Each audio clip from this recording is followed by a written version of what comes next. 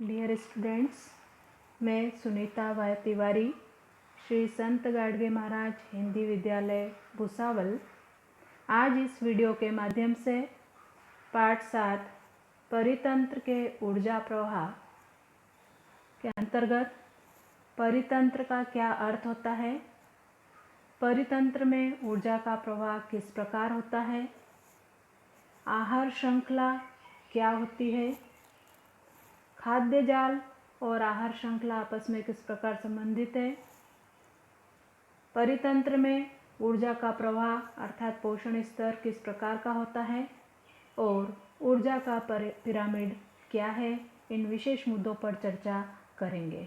तो आइए देखते हैं परितंत्र का क्या अर्थ है। परितंत्र किसी परिवेश के जैविक तथा अजैविक घटकों और उनकी परस्पर क्रिया द्वारा निर्मित तंत्र को परितंत्र कहते हैं। परितंत्र यह एक प्राकृतिक इकाई है जिसमें एक क्षेत्र के सभी जीवधारी अर्थात पौधे, प्राणी और सूक्ष्म जीव शामिल है, जो कि अपने अजैविक पर्यावरण के साथ अंतरक्रिया करके एक संपूर्ण जैविक इकाई का निर्माण करते हैं। परितंत्र के विभिन्न प्रकार होते हैं। मुख्य रूप से दो ही परितंत्र पाए जाते हैं, एक होता है जलीय परितंत्र तथा दूसरा होता है भूपरितंत्र।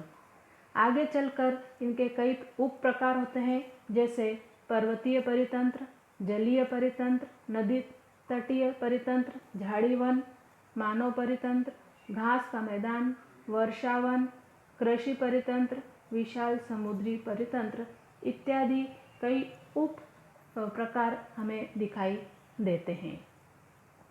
परितंत्र में ऊर्जा का प्रवाह किस प्रकार होता है।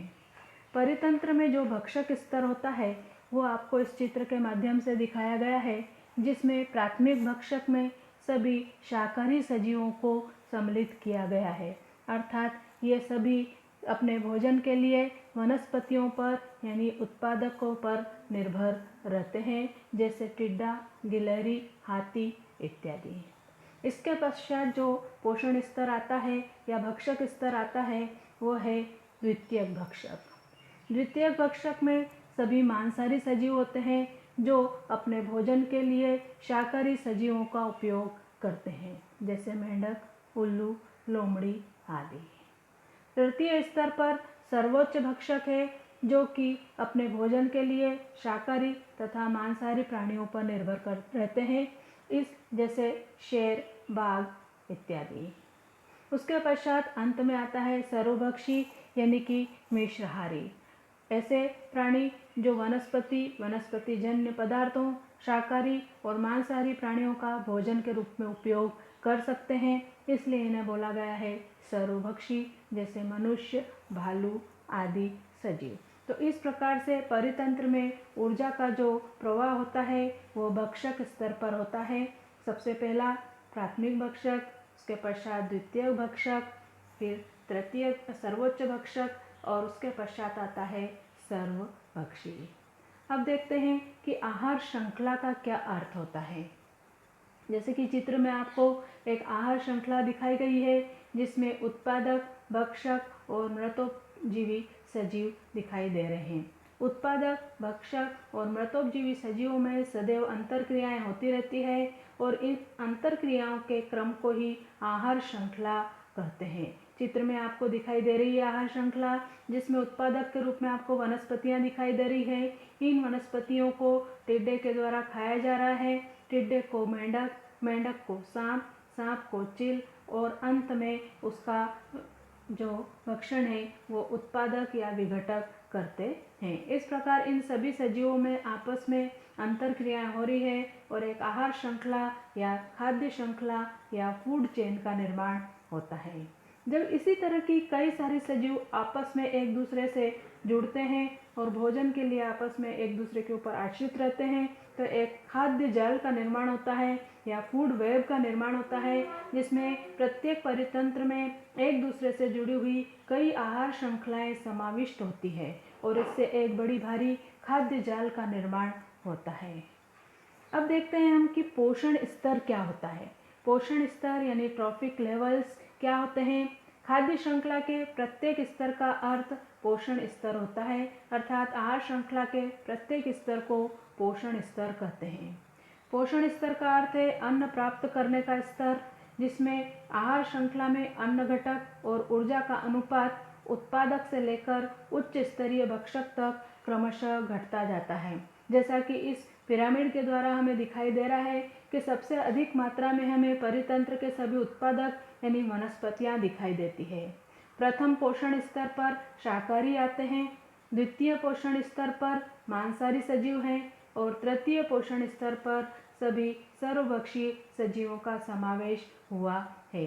अर्थात आहार श्रृंखला में जो भोजन का जो घटक है और ऊर्जा का जो अनुपात है वो उत्पादक से लेकर उच्च स्तरीय भक्षक तक क्रमशः घटता हुआ दिखाई दे रहा है, जिसे पोषण स्तर या ट्रॉफिक लेवल कहा जाता है।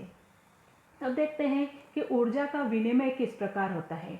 ऊर्जा का विनिमय को ऊर्जा के पिरामिड के द्वारा दर्शाया जाता है, जिसमें ऊर्जा विनिमय स्तर की रचना के अनुसार जब ऊर्जा का स्थानांतरण होता है तो मूल ऊर्जा धीरे धीरे कम होती जाती है। परितंत्र में ऊर्जा की इस रचना को ऊर्जा पिरामिड कहते हैं। जैसे उदाहरण के तौर पर यहाँ पर जलीय ऊर्जा का पिरामिड दिखाई दे रहा है, जिसमें वनस्पतियों में कुल मिलाकर 10,000 किलो कैलोरी ऊर्जा समाविष्ट है, किंतु प्रथम लेवल यानी प्राणियों पर जाते जाते वो 1000 किलो कैलोरी, उसके पश्चात मछलियों के पास पहुंचने पर 100 किलो कैलोरी और मनुष्य तक पहुंचते पहुंचते 10 किलो कैलोरी ऊर्जा ही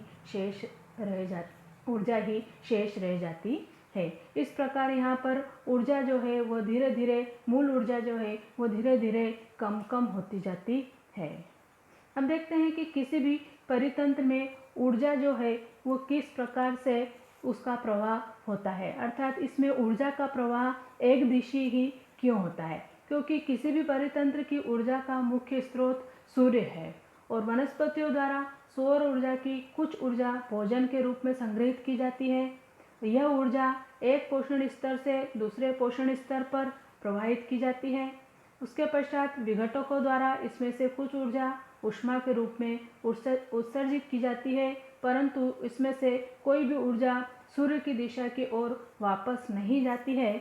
इसलिए ऊर्जा के प्रवाह को एक दिशीय माना जाता है। और इस प्रकार हमने इस वीडियो के माध्यम से परितंत्र का क्या अर्थ होता है, उसके अंतर्गत ऊर्जा का पिरामिड और ऊर्जा का प्रवाह और परितंत्र में किस प्रकार से जैविक तथा अजैविक घटक कार्य करते हैं इसको समझा।